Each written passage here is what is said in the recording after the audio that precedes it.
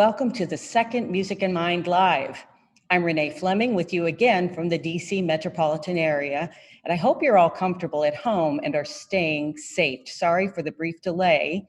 We will hear from three very special guests today, beginning with cognitive neuroscientist Dr. Julian Johnson, Associate Dean of Research at UCSF, the University of California at San Francisco, and the Associate Director at the UCSF Institute for Health and Aging. She will tell us about her study called Community of Voices. I already love the title. It's the largest randomized trial to test the impact of singing in a community choir on the health and well-being of diverse older adults in San Francisco. Then Dr. Charles Lim, who's joining us coming directly from performing surgery, and he just arrived, a professor of otolaryngology and director of the Cochlear Implant Center at UCSF. I have abbreviated my guests' roles and titles because this is a short program. He will share with us his exciting research on creativity and improvisation. His subject today is the brilliant bassist, composer, and vocalist Esperanza Spalding. I'm a fan, and I look forward to seeing what her brain can teach us about what this level of musicianship requires. And finally, Sunil Iyengar from the Office of Research and Analysis at the National Endowment for the Arts will share the NEA's response to growing interest from scientists and the public who want to understand why music and the arts are so powerful with science. I've certainly seen that my audiences around the world want to learn more. And I've asked for a designated website, a one-stop shopping for all things art and health for some time now.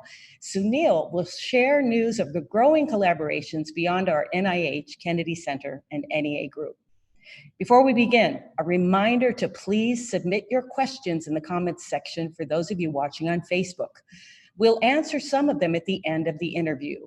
And please tell us your name and where you're from. We really want to hear from you.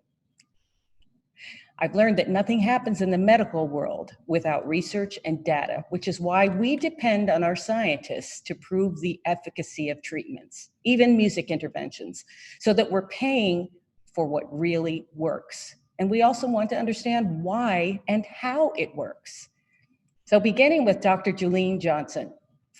Julene, I know from my own experience that singing together bonds us together, beginning with hymns when I was a child, and then choirs throughout my education and conservatory training. And now at the end of most of my concerts, I invite the audience to join me on a song, and it's a total delight. In a pandemic, it's understood that our group singing will have to occur online until we can gather in person. Even my mother is teaching her choir online. I'm so impressed.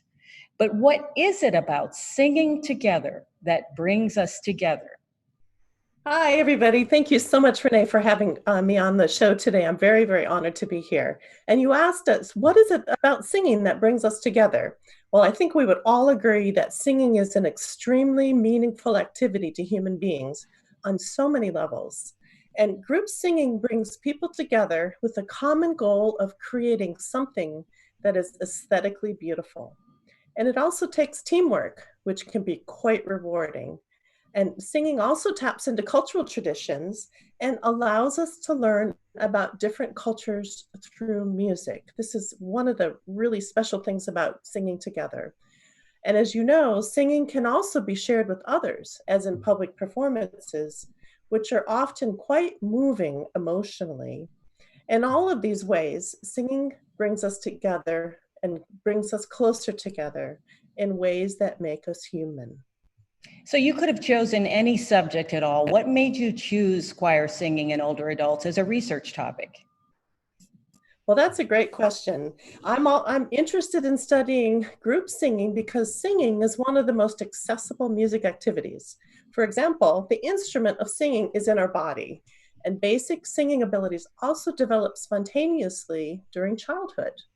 And as you know, singing is also integral to most cultures. And in the United States, choirs are very popular, and over 50 million people in the United States sing in a choir.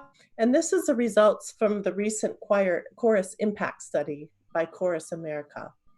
Over 50 million. Yeah, when you think about how many people, yeah. And As a possible intervention to improve health and well-being, singing engages multiple domains of function. For example, singing is socially engaging, but it's also physically engaging and cognitively engaging. And doing all of these things together simultaneously has potential benefit for health. So tell us about Community of Voices. What was the nature of this study? So funded by the National Institute on Aging, the Community of Voices study examined whether singing in a community choir can promote health and well-being among community-dwelling older adults. And as part of the study, we enrolled 390 participants aged 60 and over into one of 12 new choirs throughout San Francisco. The mean age was about 71. The Community Voices study was a randomized trial where 12 sites were randomly assigned to either start their new choir immediately or wait 6 months to start their choir. And in terms of the results, we found that older adults who sang in a choir for 6 months had significantly decreased feelings of loneliness and increased interest in life. That's a fantastic result. And we talked about this last week with Dr. Vivek Murthy, who underlined that point in our segment on loneliness and isolation. We all need community, and we're finding less and less of it, especially when we're in fragile stages of life, like in our older age. And another study found that singing in choir strengthens the immune system. I'm so excited about these findings. There's collective anxiety everywhere I go in the world, actually, about Alzheimer's disease and dementia, whenever I speak with audiences about health. And cases are increasing, and there's currently no current medical treatment. Memory is our identity. Can you explain how music can help and why music is the last memory to go? I saw this myself with my husband's aunt, who sang really consistently for the last year of her life, but couldn't recognize the people around her. Yeah, Renee, you're correct. Music definitely helps create and reflect our identity. And for persons with Alzheimer's disease, the memory for music often remains preserved even during the last stages of dementia, which is remarkable. You can imagine a lifetime of music experiences that a person carries with them into older age. And music is a big part of our celebrations and milestones in life, such as graduations, weddings, funerals, holidays. And music is deeply encoded in our memories. So why does music stay preserved in Alzheimer's disease? We know from current research that the brain areas that are involved in music may be affected the least by Alzheimer's disease. And this is one of the hypotheses that we're testing as part of our research. And as we all know, familiar music is such a powerful trigger for personal memories. And I often think of familiar music as being the superhighway into our deep emotional parts of our brain, which can trigger these memories. That's that connection between really memory and music, which is so powerful as well. So tell us about the singing, last question, the singing revolution in Estonia. Governments have certainly used singing to strengthen power, and these citizens have used singing equally effectively in protest of power. Mm-hmm. So The Singing Revolution is a movie that chronicles a tradition of song festivals, which are common in several Baltic countries, such as Estonia, where large numbers of people gather to sing together, and they often sing what they call patriotic songs, which call for independence and freedom. And the Singing Revolution was a protest or an act of defiance against the Soviet rule that ultimately got in the way of Soviet tanks that were trying to prevent independence of these Baltic countries, including Estonia, Latvia, and Lithuania. And at its pinnacle, over 2 million people across multiple Baltic countries gathered and created a human change while singing these patriotic songs. And this remarkable act of defiance helped facilitate the independence of these Baltic countries. It's really an amazing phenomenon. Yeah, I watched it, and the other thing that struck me was that pure joy emanating from all of those people coming together in a positive movement. Well, thank you so much, Julene. So I want to say to the audience, it was so great to speak with you. Remember, we'll be getting your questions at the end of the webinar. And I definitely want to speak with you more at some point soon, because I love that you're looking at singing, because not too many scientists have gotten to that yet. Now I want to introduce Dr. Charles Lim, a welcome guest at our Kennedy Center events. So Charles, I just want to talk with you for a second about your background. What interested you, Charles, in studying jazz improvisation? I'm so fascinated by your NIH history. Thanks, Renee. So, I've been what I would call myself as a struggling wannabe jazz musician for most of my life. And so I'm a saxophonist, and I've played improvisational music since really, I think, childhood, probably because I wasn't very good at reading sheet music on piano. And so I started improvising probably as a teenager. And I think intuitively at that age, I understood that there was something different happening when you improvise versus when you're memorizing music. And for me, it was that creative aspect of the improvisation that really, I think, drew me into music and sort of captivated me. And it led to really a lifelong obsession with just not only improvisation, but music and sound, and how it could be possible that these vibrational waves in the air could mean so much to so many people, myself included. Well, you understand sound better than anybody I know, and certainly hearing. And you've looked at improvisation in hip hop, comedy, and I want to remind everybody that a conversation between two people is also a form of improv. Yes, I think that for me, I don't just look at improvisation as this sort of rare thing that only happens in esoteric jazz clubs. I think of it as a very fundamental biological behavior. And actually, I think that it's so basic to human existence, the ability to innovate, the ability to adapt to a situation, that I would say that without that capacity for improvisation, I don't think that human beings as a species would have survived. And so I do think that there's something very deeply profound about the capacity we have for creativity and who we are, not just in terms of entertainment or cultural enjoyment or even self-expression, but actually in terms of our ability to understand the world, process what's happening, and to react to it appropriately.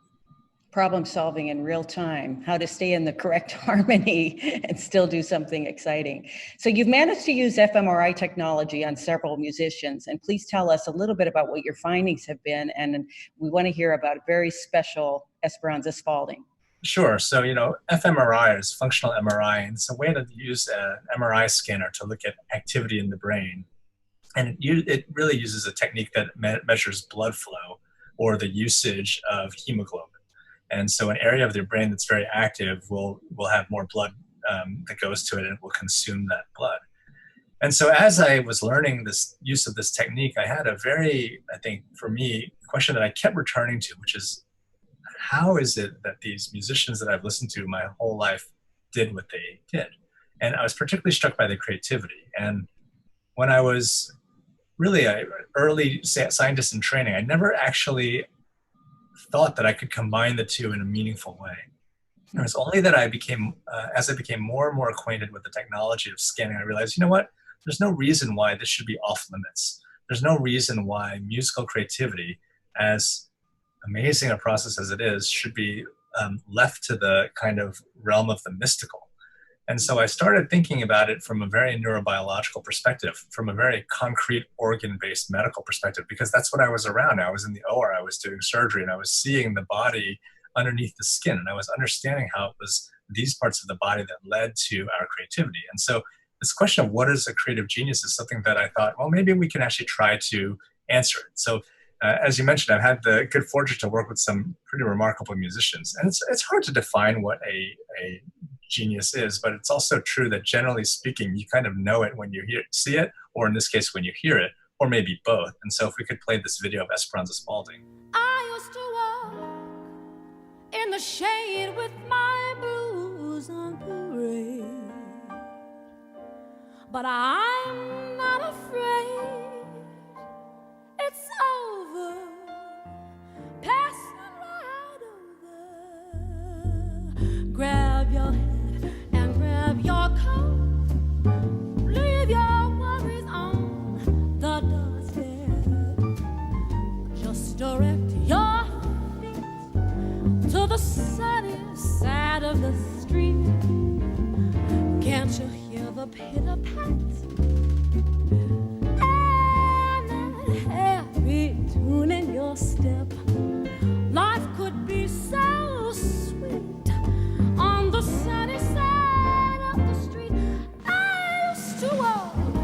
the first time I saw and heard Esperanza Spalding, I thought to myself, oh, that is just amazing. How is it possible that she does that? And maybe when you see this video, you'll have the same reaction where you think to myself, wow, that is just astonishing behavior.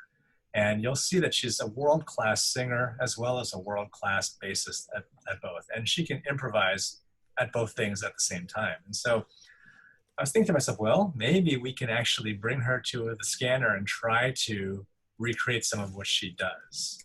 So this is, she was gracious enough to come to UCSF and to join me for a scan session. And at that scan session, what she did was actually improvise for us. So she was composing some music, and she was in this functional fMRI scanner. And she was a terrific sport about it, and just overall, just terrific.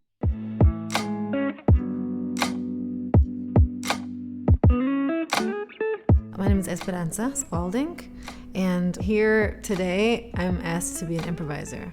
I have been really curious about how music and healing interface. And I heard that the Kennedy Center was hosting an event called Music in the Brain. Charles Lim was presenting, and I thought he might be a guide and an ally in the larger mission of investigating how music can serve in a therapeutic context. Well, Dr. Charles Lim had me up in this tube, this teeny little tiny tube, singing some samples of music that were memorized, and then singing improvised melodies over a blues form. Okay, we're gonna get started. Sound good? Yeah. Okay, here we go. Battery. 1, 2, 1, 2, 3, 4.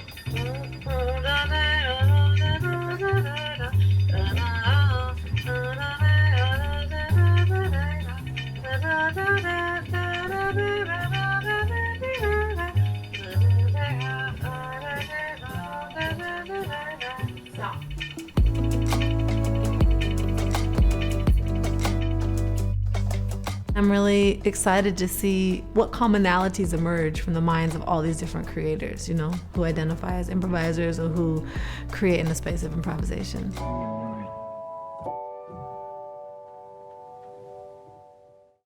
So the fascinating thing to me really is what you find with these scans. I remember being so stunned when I saw one of them that you had done.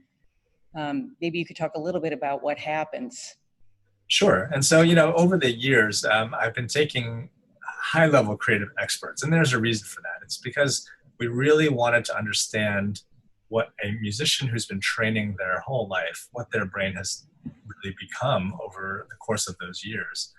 And we want to stack the deck in our favor because we had never done a study like this, and we took these improvising musicians and we made a functional MRI piano. And we actually had musicians actually play jazz in the scanner. And so that was one of our first attempts. And then we brought in rappers, we brought in a number of different improvising musicians and also different kinds of artists. And the key was to do what I would call a subtraction map comparison. So we were trying to look at the difference between your memorized brain and your improvising brain, just as a first pass way to see if they're different.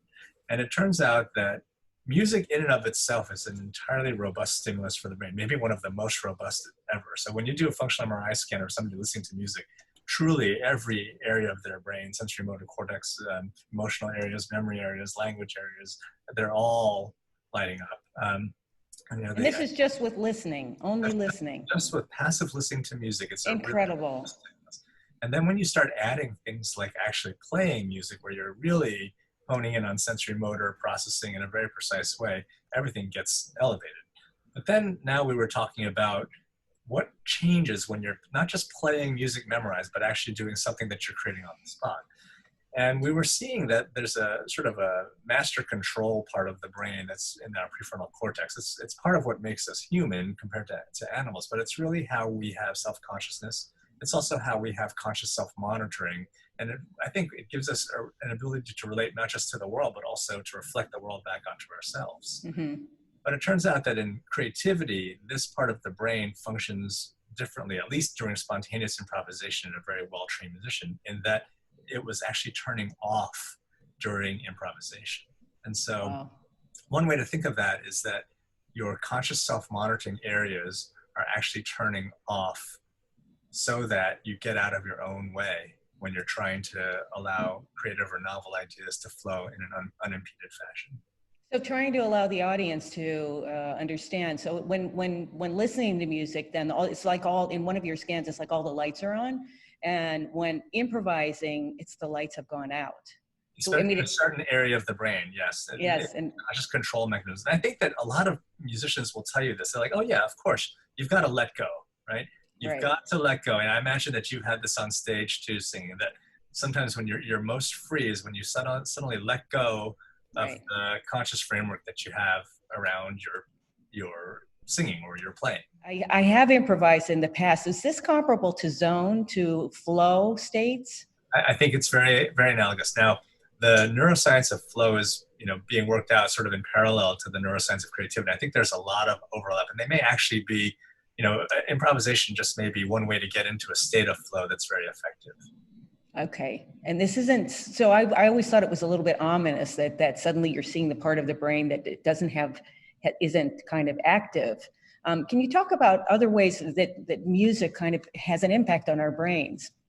Oh, absolutely. I think that music has such a profound impact of the brain because it's the most complex acoustic or auditory stimulus out there.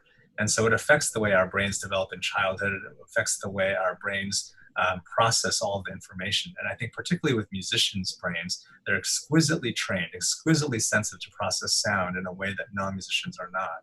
And I think that there's tremendous health benefits that we're just beginning to see here. I think your work is so extraordinary, and creativity is the foundation of all innovation. It's something you're right, we wouldn't be here today if we didn't develop it. Finally, my colleague Sunil Iyengar will tell us why the NEA has some exciting prospects right now. So Sunil, can you please join us and tell us a little bit what's going on?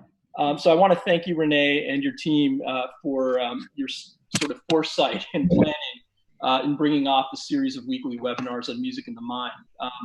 I think what you said was very true, and it's really great to see two different specimens of research, through what Julene was describing as well as what Charles is saying. Especially now in a period of marked social isolation, it's important that we learn how the arts and creative expression, which, as you know, have been deeply bound with our humanity for millennia, how that can give us the tools for resilience. We know this because of the growing volume of scientific discoveries. Today, I'm pleased to announce a new resource that the National Endowment for the Arts is supporting to bridge this evidence across many disparate fields of research and to elevate it for the public, for scientists, and for arts and healthcare providers. Next slide, please. But I need to first go back a few years to describe the overarching initiative called Sound Health, which is a partnership between the Kennedy Center and the National Institutes of Health in association with the Arts Endowment. Renee, you've spoken before very eloquently about how you and Dr. Francis Collins, the NIH director, who is himself an accomplished physician, how they began this inquiry. You began this inquiry into the state of research at the intersection of music, neuroscience, and health. With the Kennedy Center, we all hosted a January 2017 workshop that resulted in a research article in the scientific journal Neuron. This article ignited a research agenda and called for a trans-NIH committee of scientists to develop funding opportunities for research into music and health. And those of you who aren't researchers out there, you probably know that, maybe don't know that NIH is the world's largest funder of biomedical and behavioral research, and that it's often hard to bring that kind of weight behind studies about the arts. So this was a really, sort of opened the door for, I think, future funding opportunities. Sure enough, NIH issued a call for proposals co-sponsored by the Arts Endowment. This has resulted in $20 million of research grants to be funded over a 5-year period. The project descriptions are really fascinating for these studies, and I urge you to visit the NIH website to take a look if you're interested. Next slide, please. So I just want to home in on some language, you can go to the next slide, from the Neuron article I just referenced. This is a text-heavy slide, but I think it makes an important point. That is, none of these research investments occurred in a vacuum. There has been a strong momentum building, not just in research, but among arts practitioners and other funders to understand how music and the arts can affect health and well-being. As the article stated, the NIH, the VA, and the Arts Endowment currently have funding opportunities and active programs in this area. At the Arts Endowment, for example, we currently support a series of NEA research labs. These are national research labs some of which are investigating music in such areas as early childhood, for autism and autistic children and their families, for older adults, and as a non-pharmacological treatment for post-surgical pain. Just some examples. And a major initiative at the Arts Endowment is Creative Forces, our partnership with the U.S. Departments of Defense and Veterans Affairs to provide and evaluate creative arts therapies, including music, in military personnel and veterans with post-traumatic stress and other psychological conditions, which are often called the invisible wounds of war. So next slide, please. So with this background, what is the Sound Health Network we're announcing today? This will be a national resource center for evidence and information sharing about music, neuroscience, health, and wellness. It will serve many functions as a clearinghouse. Renee, I know you've often talked about this need to have a one-stop place, as you said at the beginning of the program, for people, just the general public, to access this great information as it rises up to the public view. It will also function as a national convener and as a connector for scientists, music therapists, and music and health providers across the network, but also with the general public in the form of frequent communications such as research fact sheets, policy briefs, webinars, and more innovative formats. Last slide, please. Now, I just want to add that this award has just been made to coordinate this network. After a very competitive process, the Arts Endowment has chosen the University of California, San Francisco to develop and manage the network. It will be led by Julene, about whose own research you just heard. Again, she's a neuroscientist and professor of the Institute of Health and Aging at the School of Nursing at UCSF, but she also is a co-author, interestingly enough, of a popular guide to community-based research in the arts and health that's been published by the Arts Endowment. She'll be joined by co-director Charles Lim. Charles, good to hear from you just now, also with us today, a neuroscientist, as you know, and surgeon and musician who just got back from surgery, I understand, who directs an NAA research lab also on the arts and creativity. This team will be rounded out by Dean Schillinger, who directs UCSF's Health Communications Research Program, and by Sherry Robb, a music therapy researcher at Indiana University, Purdue University, Indianapolis. Sherry has received multiple grants from NIH and for her research, which is focused on music-based interventions for pediatric cancer patients and their caregivers. We're excited to have her on the leadership team. Before I close, I want to thank our Sound Health partners, including Deborah Rudder and her team at the Kennedy Center, Dr. Francis Collins, Drs. Cheever, Emily Edwards, and Bob Finkelstein, and others at NIH. And at the Arts Endowment, a big thanks to Ann Meyer-Baker, Director of Music and Opera, whose vision and pragmatism have helped us get this off the ground. Thank you very much.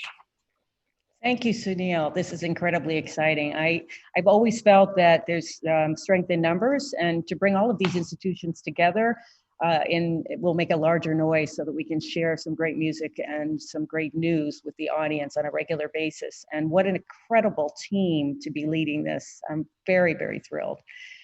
So we're going to now take questions from our viewers worldwide. I want to thank, these are all for Sunil, Charles, and Julene.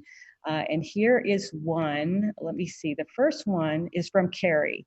Have there been any studies on MRIs for people who have not ever sung, and then after they have taken either singing lessons or participated in a choir?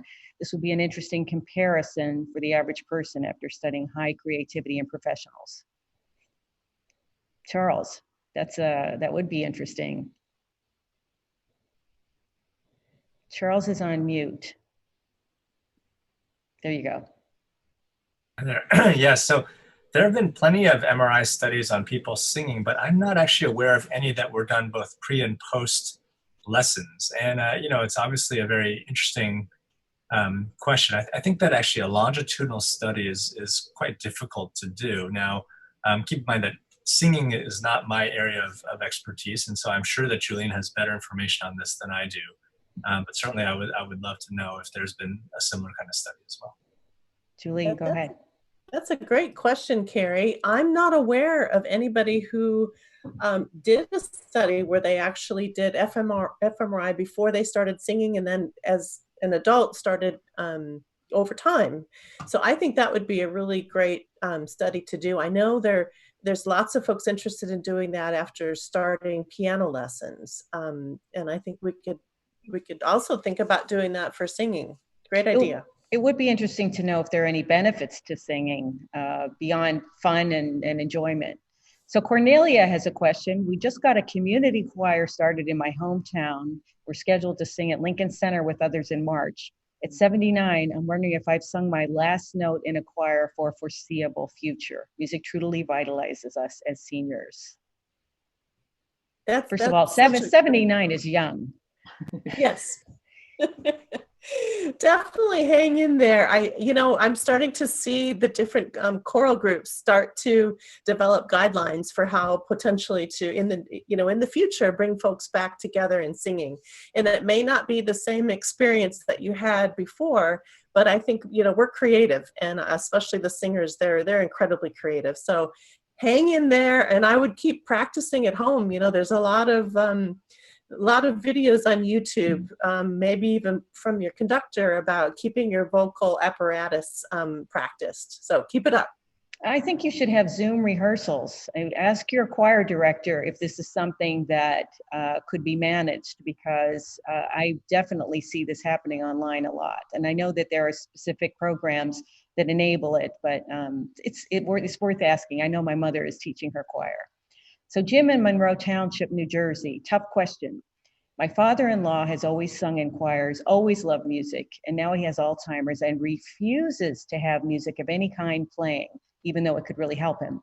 He will turn it off instantly. How can we help him since he's always loved music so much? Wow, that is tough. Any suggestions? Jim, sorry to hear that. I think that one thing we all know about music is it's very personal. And it's not a one size fits all. And it sounds like your father-in-law had experienced music throughout his whole life. And it's possible now that that's not something that he's finding pleasure in, but you might try some other things where music is related, such as dancing, or even different types of movement to music when you're outdoors, or kind of shake up the different times that you're involving music, and also acknowledge that it's possible that this is not something that's pleasurable to him at this point. We do know that there are some types of dementia which distort the perception of music. And, I'm not saying that that's what's going on here in your father-in-law, but, we have to acknowledge that there are diseases and conditions that affect someone's hearing. And I'm sure Charles is an expert on this and might have some additional thoughts on this.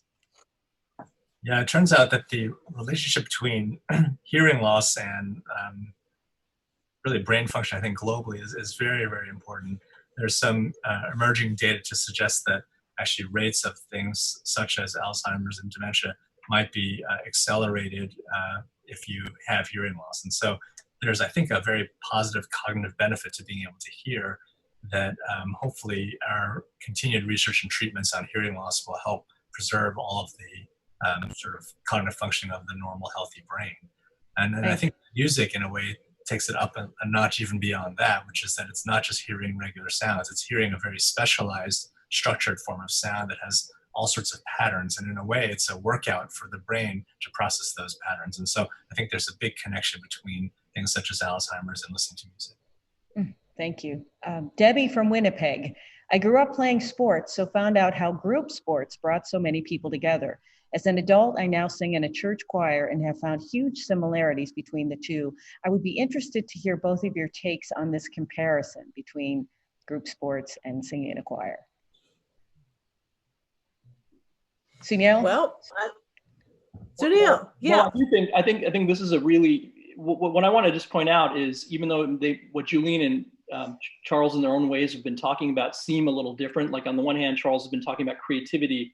Julene has been talking about choral singing and social bonding. I think they're really related, and this question kind of brings it out, because I think what we're seeing is probably some of the mechanisms by which people engage in sports in groups and in music in groups. There's probably some overlap, I would imagine. Now, I'm not a neuroscientist. I'm kind of I'm inspiring, kind of like Charles was saying about wanting to be a wannabe improv person. I'm a wannabe music researcher, but I think that there is a lot of overlap probably in the mechanism that's happening neuroscientifically. And that's what we're hoping to figure out, I think, is what's unique to music. And there's definitely synchronization and synchrony, which may be more unique to, more related to music than to sports in some ways. But then there's also group movement and pattern making, meaning making within sports. So I think we're going to have to suss out those differences. But right now, just off the face of it, it seems like a really great analogy to make. Maybe you don't have as much improvisation, or maybe you do in sports. But the social bonding and what's happening in the brain, there may be some commonalities there. It's always interesting to me. Miles Davis studied boxing quite a bit, and he was doing it because, in a way, he felt that boxing was jazz movement. It was movement in jazz. And so he was thinking about things like timing and rhythm and syncopation when he was watching boxing. And anytime you watch, I think, a basketball team, like especially a really expert basketball team, it's some sort of coordinated improvisational feat that I think is just stellar to watch. And so I think there's a huge relationship between group athletics, any athletics really, and creativity and improvisation. I grew up on horses, so I understood immediately that the voice was similar to a horse, an untamable creature that we had to do our best to try and work with. And understanding breath control and use of breath was also very helpful with my horse background, because there's a sense of gathering. You don't want to use all of your breath at one time. You want to hold the horse in and then let it out incrementally. So there are a lot of, I think there's a lot of value in doing all of these activities. I remember I was frustrated when my children were in school because they had to choose between arts and sports and not be able to do both. So we have another question from Josh. From a technical perspective, oh dear, this is us today. How can we sing together while separated online? It seems as though a lot of the video conferencing platforms like Zoom just aren't capable of handling it due to time lags and the way the platform modulates sound inputs. Well, I can talk about that a little bit, because we've been trying to find ways for me to perform with other people at the same time. And you're exactly right, Josh. This technology does not yet exist for those of us who don't have a studio and don't have access to that type of technology. So, but I'm sure somebody's working on it really hard right now. And I think I'm hearing that there are things in the pipeline that we might soon know about. And when I hear about it, I also want to maybe next week address the desire to sing in a choir online, because I'll find out what the site is that does that puts all of those voices together. And Renee. Yes. I also wanted to add, I went back this weekend to doing something that I used to do in high school. I play flute. I'm a flutist. And do you remember the tapes that are called Music -1, where you essentially would play along as the solo part with a pre-recorded tape? Well, Right. You can now do that on YouTube, and I was shocked to find out how many tracks are online that I can play along with. Granted, it's not like playing with somebody in the same room with me, but I had loads of fun trying it out again. Oh, there's also a wonderful jazz app that does the same thing. You can choose your own key and you can improvise, and you can also choose your own tempo. So for me, that would be slow when I'm trying to practice improvisation. I enjoy doing it because it's so much fun. So thank you so much. We're out of time. I'm thrilled that you could join us. I appreciate everyone's patience with our technical issues today. And I hope you enjoyed this episode of Music in Mind Live. I'll be with you every Tuesday at 5 p.m. via my Facebook page, Renée Fleming Music, or the Kennedy Center YouTube channel.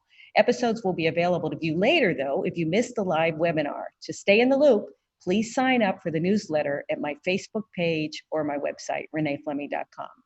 Next week, we'll be talking about a topic of special importance to parents right now, or anyone whose household includes children. I'll welcome Dr. Miriam Lentz of the Vanderbilt University Medical Center and Dr. Sarah Beck of Randolph College. We'll discuss the development of a musical toolkit with a range of activities to engage children with music at home. I hope you can join me, and tell any parents you know who might find this helpful, especially with the summer looming. See you June 2nd. And thanks again. Oh, Sunil, Julene, and Charles, it's a real pleasure to have you today.